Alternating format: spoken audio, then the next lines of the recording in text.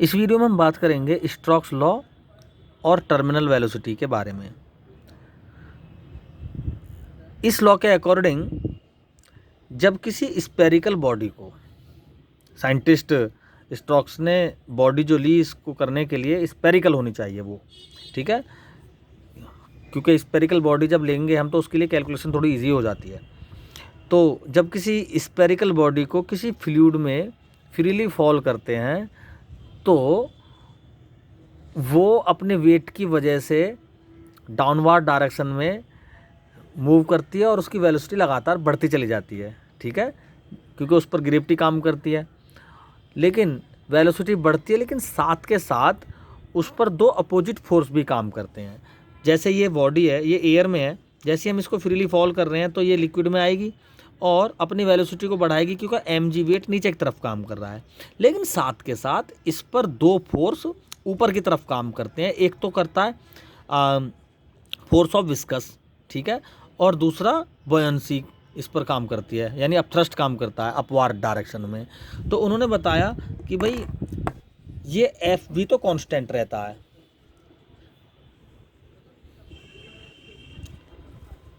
ये अपथ्रस्ट तो कांस्टेंट है, ठीक है, और ये जो फोर्स ऑफ ये विस्कस है ये सीधा वेलोसिटी के साथ बढ़ेगा, ठीक है। अगर v इस किसी पॉइंट पर इस स्पेरिकल ऑब्जेक्ट की वेलोसिटी v है तो जैसे जैसे चूंकि वेट जैसे जैसे ये अर्थ की सरफेस है ना, क्योंकि ये कंटेनर अर्थ की सरफेस पर रखा हुआ है, कहीं ना कहीं अर्थ से कांटेक्ट में है, और जब ये फ्रीली फॉल होगी तो सेंटर की तरफ को मूव कर रही है अर्थ, इसका mg की डायरेक्शन है अर्थ के सेंटर की तरफ है, तो ये अर्थ के सेंटर की तरफ को मूव कर रही है।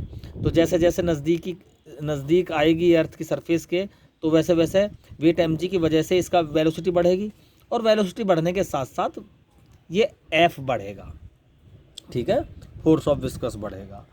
तो सीधी सी बात यह है कि वेलोसिटी के बढ़ने के साथ साथ फोर्स बढ़ेगा, ठीक है, और कंटिन्यूस इसकी वेलोसिटी भी बढ़ ही रही है इस बॉडी की।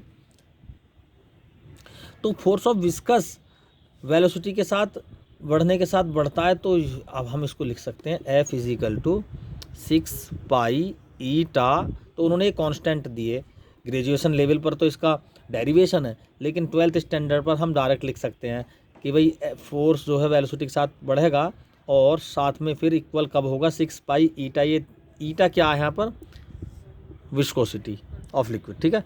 तो ये क्या हो गया, किसने दिया, स्टोक्स ने दिया है।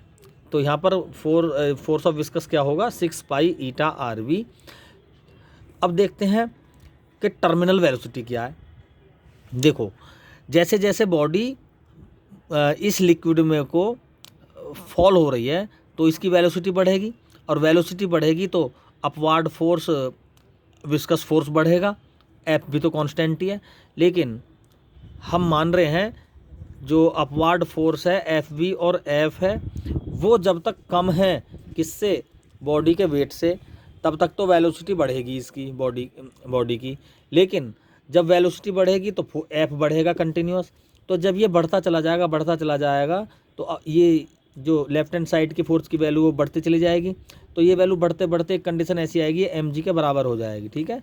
जब ये अपवार्ड फोर्स यानी अपोजिट फोर्स वेट के बराबर हो जाएंगे तो फिर वेलोसिटी कांस्टेंट हो जाएगी, ठीक है।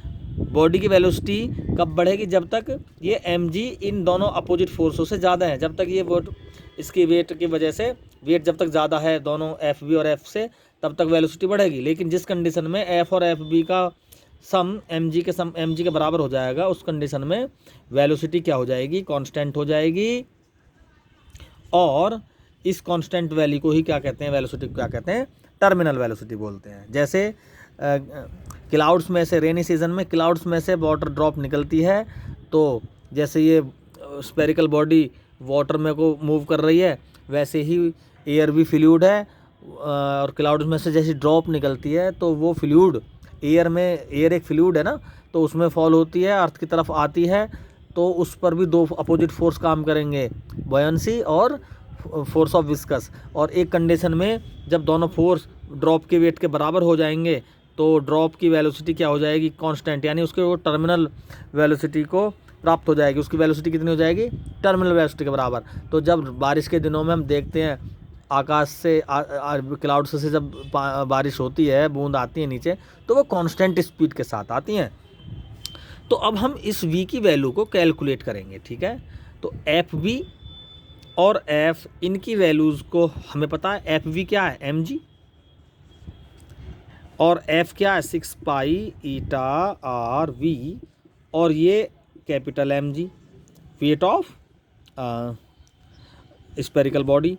mg को इधर ले जाएं, 6 pi eta r v mg minus small mg, तो ये वेट ऑफ स्पेरिकल बॉडी और ये अपथ्रस्ट, दोनों के डिफरेंस को बोलते हैं हम इफेक्टिव फोर्स। क्या बोलते हैं, इसको बोलते हैं इफेक्टिव फोर्स। यहाँ से इसकी वैल्यू निकाल देंगे, तो ये हो जाएगा वॉल्यूम रॉ जी, ठीक है, mass volume into density body.